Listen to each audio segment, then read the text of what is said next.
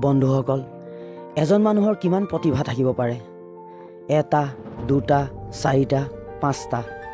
মই আজি যিগৰাকী ব্যক্তিৰ বিষয়ে ক'বলৈ গৈছোঁ, তেওঁৰ গাত 15টাতকৈও অধিক গুণগত প্ৰতিভা আছিল। প্ৰায়ে ভাবোঁ, সুদীৰ্ঘ সময় ব্ৰিটিছৰ আতিশয্যত হাবিয়ে জংঘলে পলাই ফুৰোঁতেই দিন মাহ বছৰ অতিবাহিত হৈছিল। ইমান অসাধাৰণ সৃষ্টি কেতিয়া, কেনেকৈ আৰু ক'ত কৰিছিল? যিগৰাকী মানুহৰ জংঘলৰ প্ৰকাণ্ড গছবোৰেই দ্বিতীয় ঘৰ হিচাপে পৰিগণিত হৈছিল। যাযাবৰেই যাৰ সংগী আছিল। মুকলিত ব্ৰিটিছ আৰু জংঘলত বনৰীয়া জন্তুৰ ভয় হ'লেও জনতাৰ মুক্তিৰ বাবে জীৱনটো সঁপি দিছিল।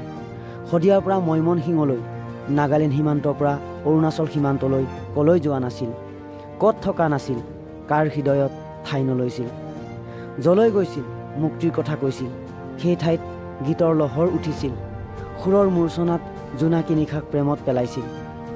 আপঙৰ ৰাগীত কেতিয়াবা যদি দিচাংমুখে হাঁহিছিল, কেতিয়াবা ঘূণাসুঁতিয়ে ৰিঙিয়াইছিল। পোহৰৰ বাট দেখুৱাইছিল, মুক্তিৰ জয়গান গাইছিল।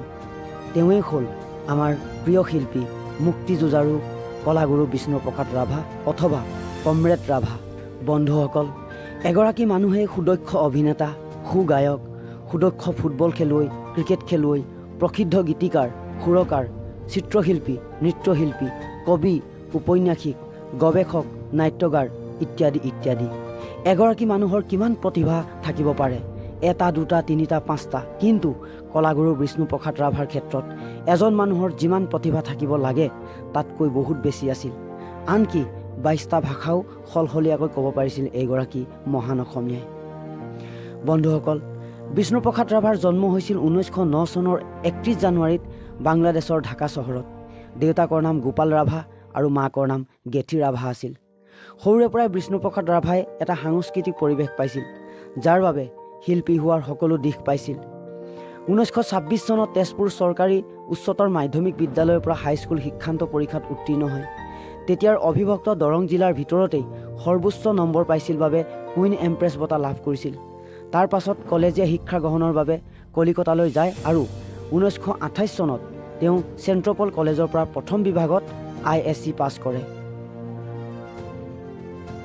বন্ধুসকল, কাশীৰ হিন্দু বিশ্ববিদ্যালয়ৰ নটৰাজ নৃত্যৰ প্ৰদৰ্শনত তেওঁ নটৰাজ শিৱৰ তাণ্ডৱ নৃত্যত মুগ্ধ হৈ সেই বিশ্ববিদ্যালয়ৰে উপাচাৰ্য, ভাৰতৰ প্ৰথম উপৰাষ্ট্ৰপতি আৰু দ্বিতীয়গৰাকী ৰাষ্ট্ৰপতি পণ্ডিত সৰ্বপল্লী ৰাধাকৃষ্ণনে কলাগুৰু উপাধি প্ৰদান কৰিছিল বুলিও কোৱা হয় যদিও বহুতে এই কথা মানি ল'ব নোখোজে।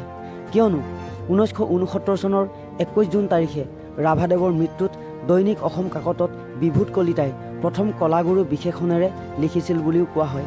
সেয়া যি কি নহওক, এগৰাকী কলাগুৰু উপাধি পাব লগা ব্যক্তিয়ে পাইছে, তাত ক'ব লগা একো নাই। 1967 চনত তেজপুৰৰ পৰা নিৰ্দলীয় প্ৰাৰ্থী হিচাপেও বিধানসভা নিৰ্বাচনত প্ৰতিদ্বন্দ্বিতা কৰি জয়লাভ কৰিছিল। সাম্যবাদী চিন্তাৰে পৰিপুষ্ট এইগৰাকী মনীষীয়ে গাঁৱলীয়া কৃষক শ্ৰেণীৰ মুক্তিৰ অৰ্থে অসমৰ চুকে কোণে ঘূৰি যাযাবৰী জীৱন অতিবাহিত কৰিছিল। তেওঁৰ কাহিনী কৈ শেষ কৰিব নোৱাৰোঁ। শ শ বিঘা মাটি দুখীয়া নিচলা খেতিয়কক দান দিছিল। জনজাতীয় বহু মানুহে আমাৰ ভগৱান বুলিও সম্বোধন কৰিছিল, ভগৱান দেখা দি দেখিছিল। বন্ধুসকল, বিষ্ণু প্ৰসাদ ৰাভাই 1937 চনৰ 24 নৱেম্বৰত যোৰহাটৰ সুগায়িকা প্ৰিয়লতা দত্তৰ লগত বিবাহ পাকত আবদ্ধ হৈ যদিও মাত্ৰ 28 দিন সংসাৰ কৰাৰ পাছত 1937 চনৰ 22 ডিচেম্বৰত প্ৰিয়লতা দত্তৰ মৃত্যু হয়। পত্নীৰ শোকত ম্ৰিয়মান হৈ এই কালজয়ী গীতটি ৰচনা কৰিছিল। পৰজনমৰ শুভ লগনত যদিহে আমাৰ হয় দেখা, পুৰাবানে প্ৰিয়ে এই জনমৰ মোৰ হিয়াৰ অপূৰ্ণ আশা।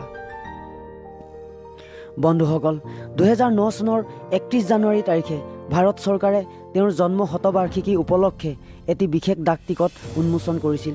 বিষ্ণু ৰাভাৰ দৰে বহুমুখী প্ৰতিভাৰ মানুহ সমগ্ৰ ভাৰততে নাই। সেইবাবেই ভাৰতৰ লিওনাৰ্ডো দা ভিঞ্চি বুলি অভিহিত কৰিছোঁ। বিষ্ণু ৰাভাৰ গীতত প্ৰতিফলিত হৈছিল গাঁৱলীয়া দিনহীনতাৰ আঁচোৰত জৰ্জৰিত বা সাধাৰণ খাটি খোৱা শোষিত নিষ্পেষিত মানুহখিনিৰ কথা। গীতেৰে প্ৰতিবাদ কৰিছিল ব্ৰিটিছৰ ৰোষত পৰি জীৱনৰ বেছিভাগ সময় পলাই ফুৰোঁতেই গ'ল।